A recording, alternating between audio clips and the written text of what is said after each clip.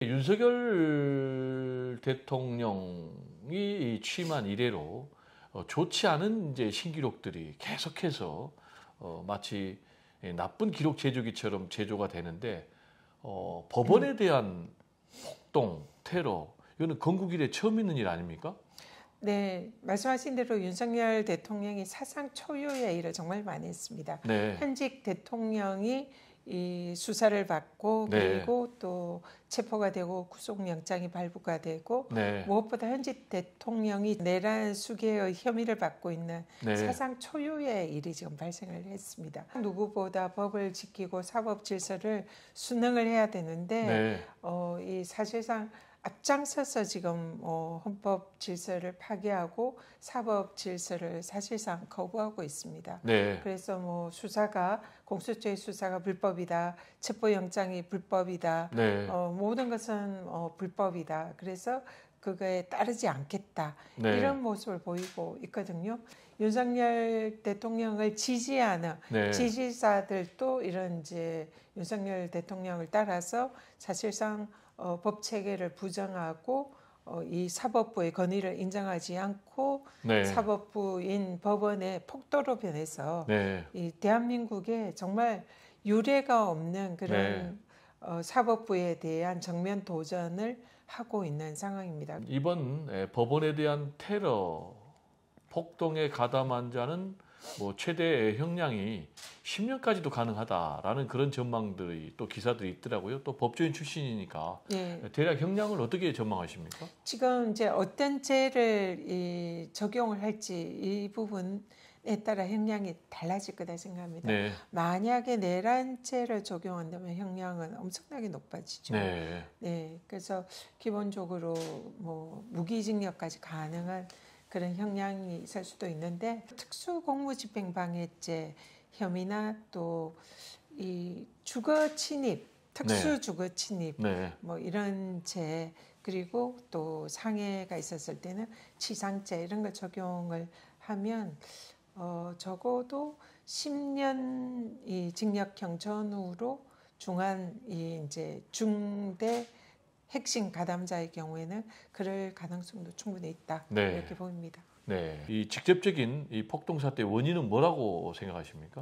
저는 전적으로 이건 윤석열 대통령의 책임이다 생각합니다. 책임이다. 이 법적인 책임 여부를 떠나서 사실상 대통령이 직접 이 법치주의를 무시하고 헌법 질서를 파괴하고 또 정당한 공권력에 협조하지 않고 거부하는 그런 모습을 보였잖아요. 가장 법을 지켜야 할 대통령이 앞장서서 법을 지키지 않았단 말이죠.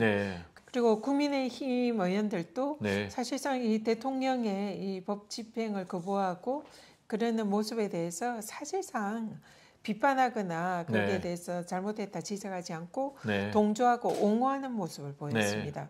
그리고 또 일부 극우 유튜버들이 사실상 이런 이제 영장 발부나 집행에 대해서 또 불법이다 그런 식으로 여기에 부추겼고요. 그래서 이런 집권 여당과 대통령과 그리고 거기에 또 사실상 함께하는 이런 이제 세력들이 이 정당한 법 집행에 대해서 거부해도 된다는 그런 사인을 보냈거든요. 그러니까 나도 이 법을 무시하고 거부해도 되는구나. 그러니까 거기에 대해서 뭐 항명해도 되는구나. 이런 잘못된 사인을 줬다 생각합니다. 결국은 국민의힘과 윤석열 대통령이 대한민국의 법치주의를 사실상 파괴한 겁니다. 그런 영향이 매우 크다. 국민의힘 같은 경우는 이 서부지법에 대한 폭력 사태 이후에 내놓은 뭐 입장을 보면 마치 물타기를 해서 이 폭력 사태를 은근히 정당화하는 그런 메시지를 내보내고 있는데 이런 모습은 민주적인 정당의 모습하고는 좀 거리가 있는 건 아닌가요? 네, 윤석열 대통령이 항상 반국가 세력, 뭐 그런 것 때문에 마치 이제 계엄이 또 일어난 것처럼 그러고 있는데 지금 현재 윤석열 대통령이나 국민의힘이 하고 있는 그런 모습들이 반국가 세력이 아닌가 싶습니다. 이 네. 반국가 세력이라는 것은 대한민국의 헌법 질서를 파괴하고 법치주의와 민주주의를 따르지 않는 네. 그것이 바로 반국가 세력 아니겠습니까? 네. 근데 지금 국민의힘이나 윤석열 대통령이 하고 있는 모습이 바로 그런 모습이 아닌가 이렇게 생각이 들어요. 그러니까 대부분의 국민의힘과 대통령 쪽에 또 이런 책임 있는 자들이 하는 발언들이 사실상 이 법을 안 지켜도 된다라는 이런 발언과 다름이 없어요. 그래서 이런 지금 정당이 과연 민주적 정당으로 볼 수 있을까? 이거는 거의 헌법상의 위헌정당 해산 사유에 해당되는 그런 중대한 범죄 행위를 당 자체가 하고 있는 것이 아닌가 이런 의문이 듭니다.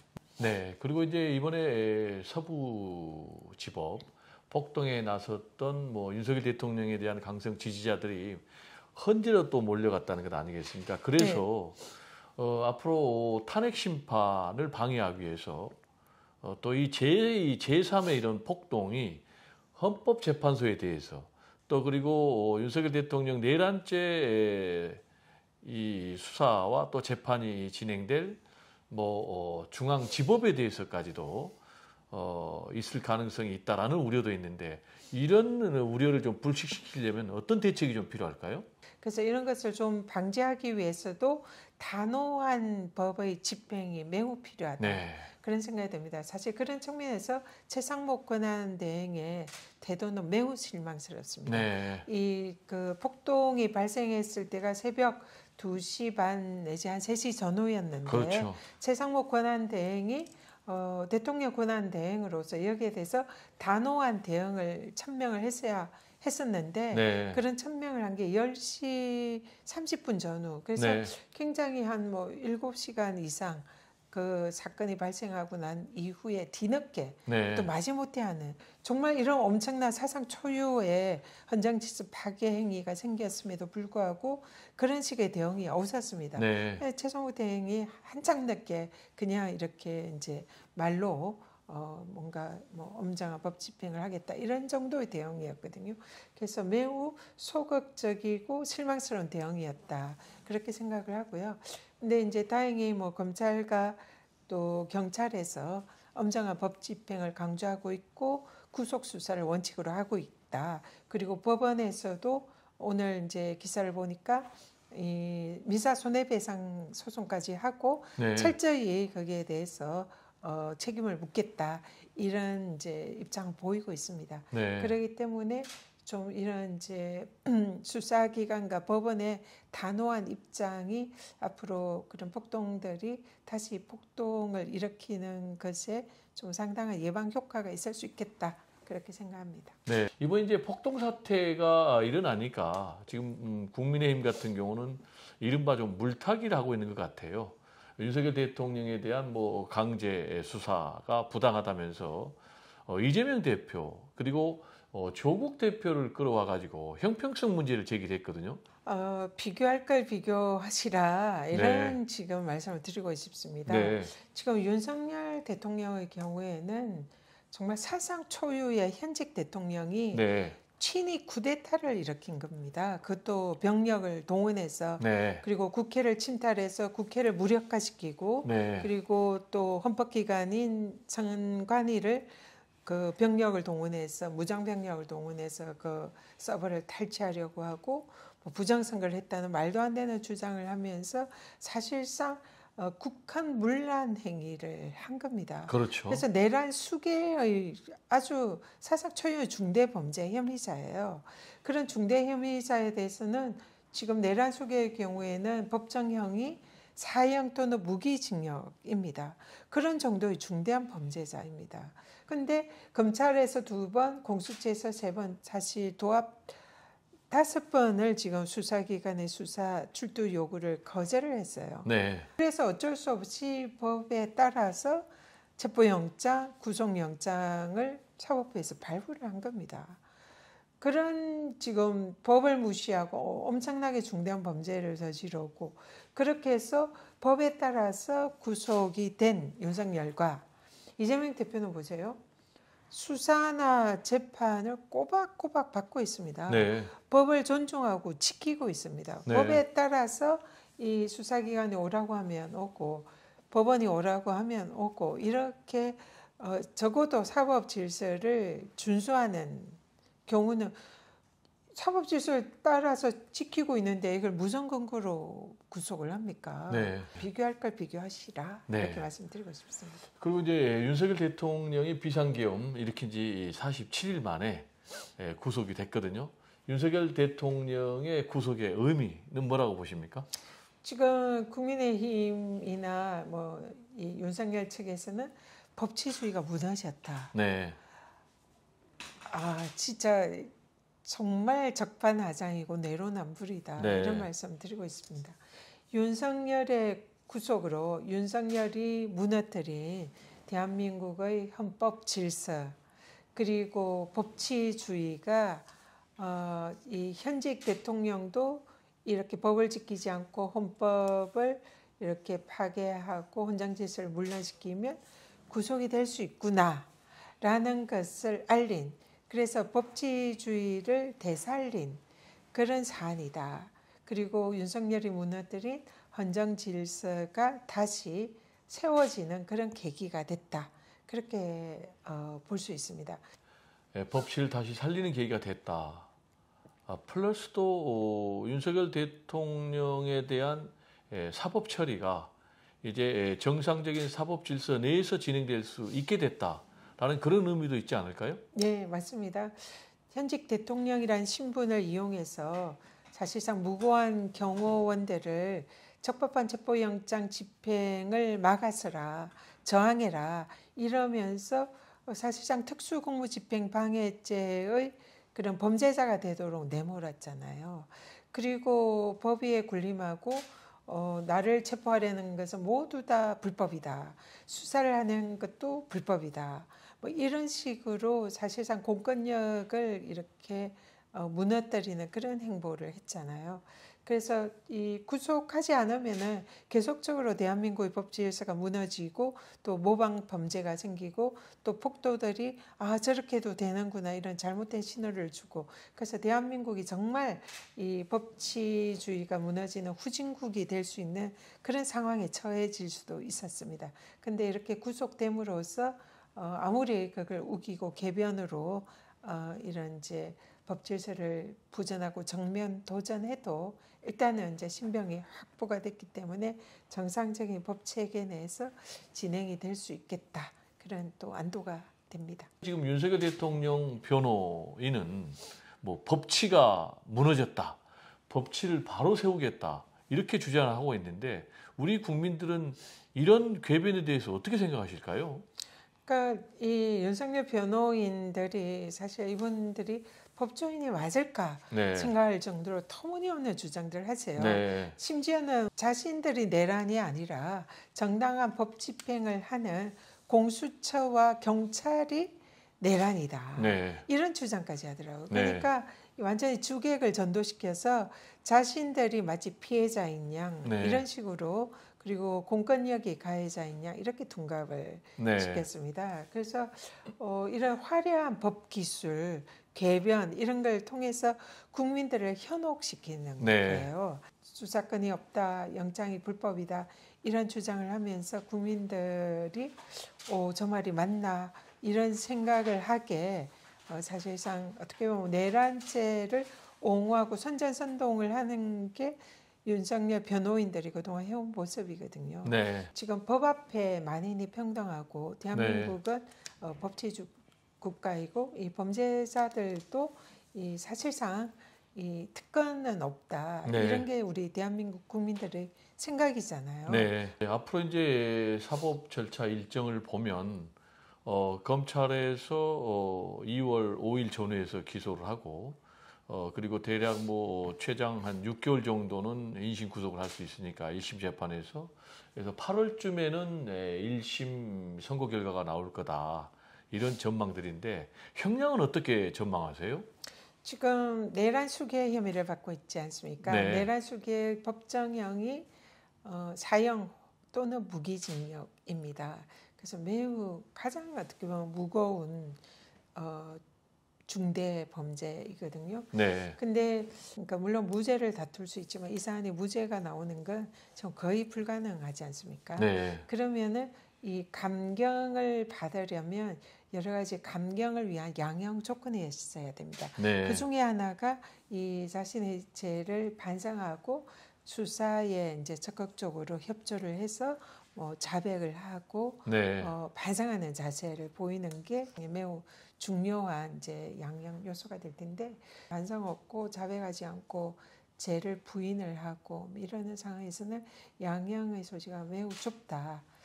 그러면 만약에 감경을 하면은 무기징역의 경우에는 10년에서 50년 사이에 감경을 합니다. 그러니까 적어도 10년 이상 형이 선고되고 사형의 경우에도 감경을 하면 20년에서 50년 사이에 감경을 합니다. 네. 그래서 10년과 20년 사이에 감경을 했을 때는 형을 받을 소지가 있고 만약 끝까지 반성 없이 죄를 부인을 하고 또 이 수사에 협조하지 않는 이런 태도를 유지한다면은 매우 중형이 선고될 가능성이 높다. 네, 이제부터는 좀 탄핵 심판 얘기 좀 해볼까 하는데요. 지금의 전국 혼란이 가장 빠르게 해결되는 길은 역시 내란죄 수사가 신속하게 진행되는 것, 또 플러스 윤석열 대통령에 대한 탄핵 심판이 조기에 종결되는 것인데 최고위원님께서는 이 탄핵 심판 언제쯤 종료될 것으로 예상하십니까? 지난번에 이제 박근혜 대통령의 탄핵의 경우는 한 3개월 정도 걸렸고요. 노무현 대통령의 탄핵의 경우는 한 2개월 정도 걸렸습니다. 그런데 이 윤석열 대통령의 탄핵 사유 내란죄는 이 증거가 너무 명확합니다. 내란 행위죠. 헌법 위반이죠. 또 하나는 비상계엄의 경우에는 헌법상 그 전시, 사변 또는 이에 준하는 비상사태의 경우에 비상계엄을 선포할 수 있어요. 근데 그때 당시에 대한민국이 그런 상황이었냐? 그걸 인정할 수 있는 그런 국민은 아무도 없을 겁니다. 명확하게 헌법에 규정되어 있는 비상계엄 요건을 갖추지 못한 것. 명확한 위헌이죠. 그리고 비상계엄을 선포하려면 국무회의 심의를 거쳐야 되고 국무위원들이 부서를 해야 되고 국회에 통과를 해야 됩니다. 이 절차를 거치지 않았다는 게 이번에 드러났죠. 뭐 이것만 가지고도 간단하게 사실은 헌법 위반으로 탄핵을 할 수 있는 겁니다. 거기에 이제 국회 침탈이나 선관위 침탈 뭐 이런 것들 뭐 그래서 사실상 너무나 명확하게 헌법 위반 사유들이 있기 때문에 실제로 이 심판에 들어가면 아주 간단하게 빨리 끝날 수 있는 사안이에요. 그렇지만은 이제 뭐 윤석열이 여러 가지 뭐 통치행위고 뭐 사실상 뭐 내란을 하지 않았고 비상계엄도 뭐 아무런 잘못이 없다 주장하고 국힘에서도 이걸 적극적으로 방어를 하고 있고 그렇기 때문에 제가 생각엔 2달과 석 달 그 사이에 한 2달 반 정도 기간에 이 탄핵 재판이 끝나지 않을까. 그래서 한 2월 말이나 늦어도 3월 초에는 결론이 나지 않을까. 그래도 상당수의 많은 국민들은 계속해서 지금 윤석열 대통령의 대리인단들이 뭐 절차 시비를 뭐 건다든지 자꾸 트집을 잡잖아요. 변호인들이 마치 정치 행위를 하듯이 이 내란이 아니었다, 뭐 비상계엄이 아니고 통치행위고 헌법재판소에 대해서 계속 그 권한을 부인하는 그런 얘기를 계속 쏟아내지만 정작 헌법재판소의 이 법적인 이런 쟁점에 대해서는 제대로 답을 못하고 있다. 그래서 실제로 이 헌법재판이 인용될 가능성이 점점 높아지고 있다. 이렇게 보입니다. 이런 흐름을 보면 탄핵 인용이 돼서 파면되는 거는 뭐 거의 100% 아닐까요? 사실로 보입니다. 또 이번에 구속영장 심사를 할 때에 영장 판사가 딱 한 가지 질문을 했다고 해요. 그래서 이 비상입법 기구를 이제 만들려고 했잖아요. 그게 무엇이냐, 뭐 하는 데냐, 그리고 실제로 그 비상입법 기구를 하려고 했냐.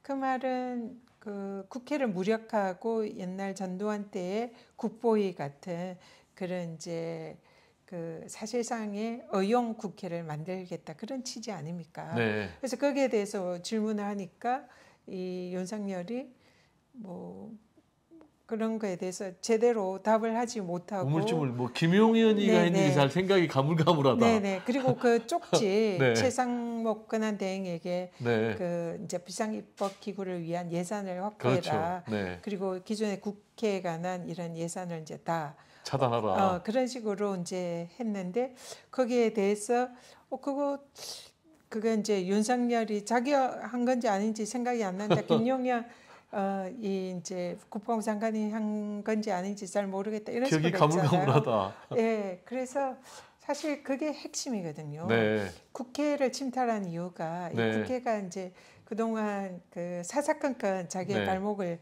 잡는다. 네. 그래서 계엄을 해서 국회를 빨리 이제 무력화시키고 자기 말을 듣는 국회를 네. 만들어서 어떻게 보면 영구집권을 깨한 그런 거 아니겠습니까? 네.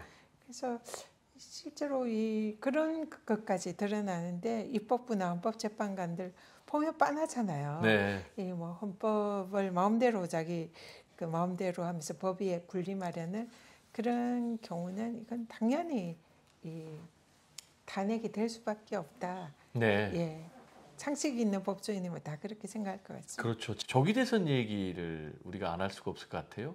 말씀하신 대로 탄핵 인용이 돼서 파면이 되면 2월 말이나 3월 초에 하면은 60일 이내에 대선하게 돼 있는 거죠. 그래서 대선이 언제쯤 될 거로 전망하십니까? 지금 이제 벚꽃 대선이냐 장미 대선이냐 이런 얘기가 이제 있는데요. 아마 그 적어도 늦어도 장미 대선은 있지 않을까 이렇게 생각을 합니다. 그래서 사실상 근데 이제 아직 윤석열 대통령의 탄핵이 결정이 되지 않았기 때문에 아직 뭐 민주당도 그렇고 국민의힘도 그렇고 정치권에서는 대선에 관해서는 아직 얘기를 본격적으로 하지는 않고 있습니다.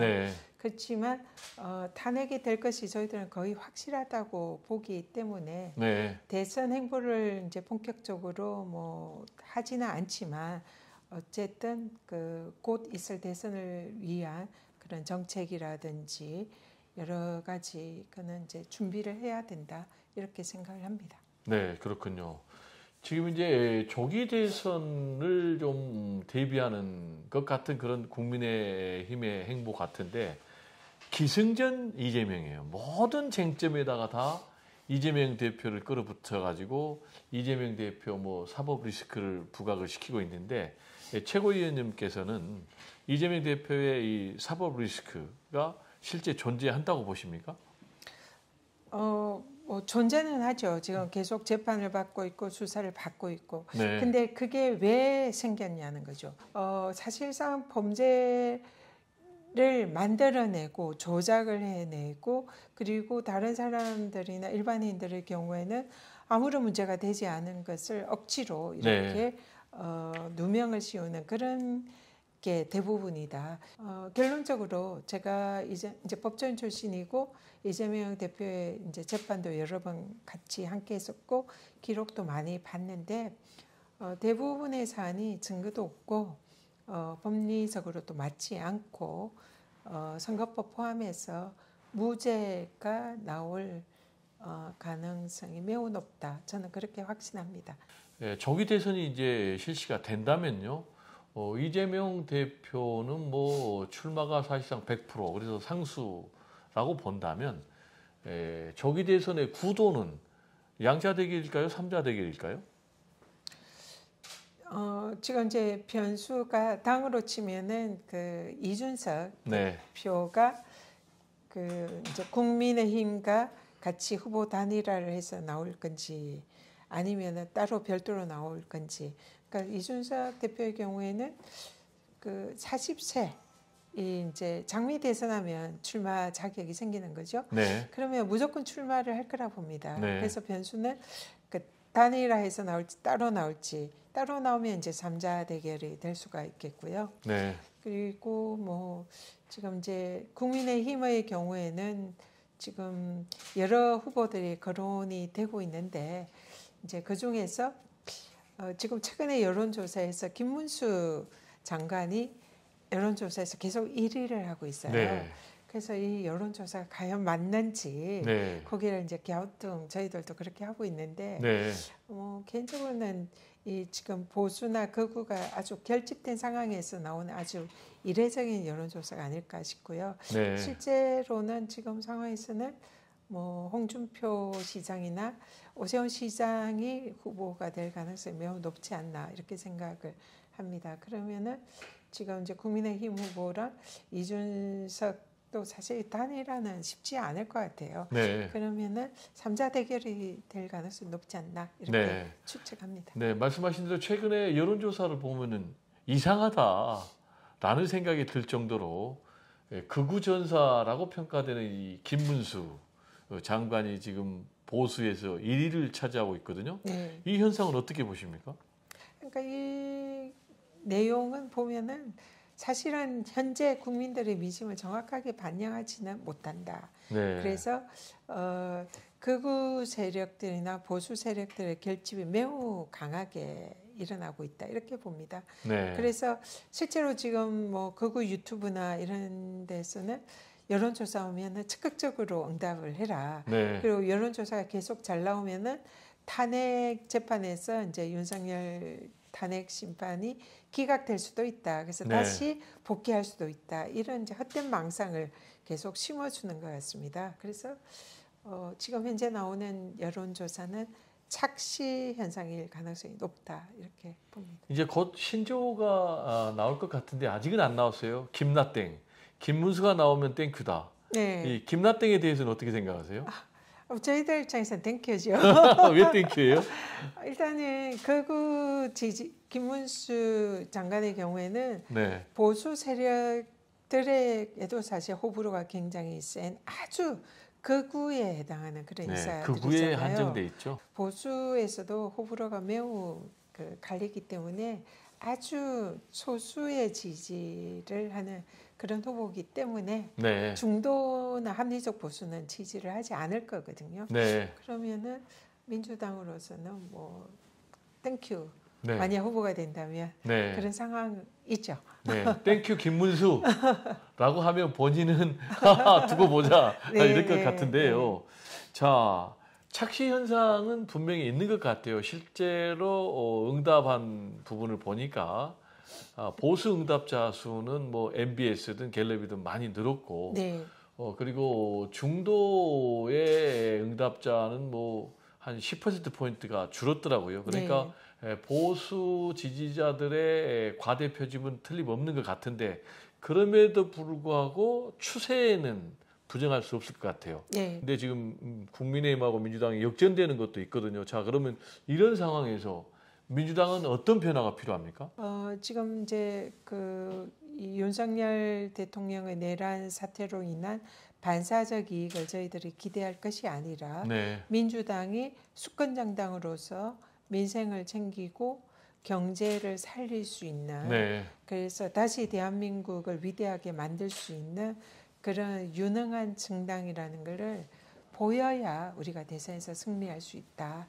그렇게 생각을 합니다. 국민이 신뢰할 수 있는 정당, 민주당으로 자리매김하는 그 중심에 우리 전현희 최고위원님께서 더 활동을 해 주셔야 될 것 같은데요. 네, 그리고 이제 마무리할 시간이 다 됐습니다. 그래서 마지막 질문 말씀인데요. 우리 이 시청자분들께 또 국민 여러분들께 한 말씀 부탁드릴까요? 네, 지금 국민들이 요즘 굉장히 많이 힘드십니다. 이번 내란 위기로 대한민국이 위기고 그 위기의 가장 이제 사실 피해는 우리 국민들께서 고스란히 받고 계세요. 그래서 민생 위기, 경제 위기, 먹고 살기 힘들다 이런 국민들 정말 많이 계세요. 네. 그래서 정치인의 한 사람으로서 매우 송구하다 이런 말씀 드리고요. 그렇지만 희망을 잃지 마시라. 아무리 어렵고 또 어둠 속이라 하더라도 빛은 있다. 그래서 희망의 불씨가 있다. 그런 이제 말씀 드리고 싶습니다. 그래서 민주당과 또 저 전현희가 우리 힘드신 우리 국민들에게 희망의 빛이 되어드리고 싶습니다. 열심히 뛰고 다시 또 위대한 대한민국 만드는데 앞장서서 역할을 하도록 하겠습니다. 네, 위대한 대한민국을 만드는 빛 등대 역할을 해주실 것으로 기대하고요. 바쁘신 중에도 오늘 귀한 시간 내주셔서 정말 감사합니다. 네, 고맙습니다. 감사합니다.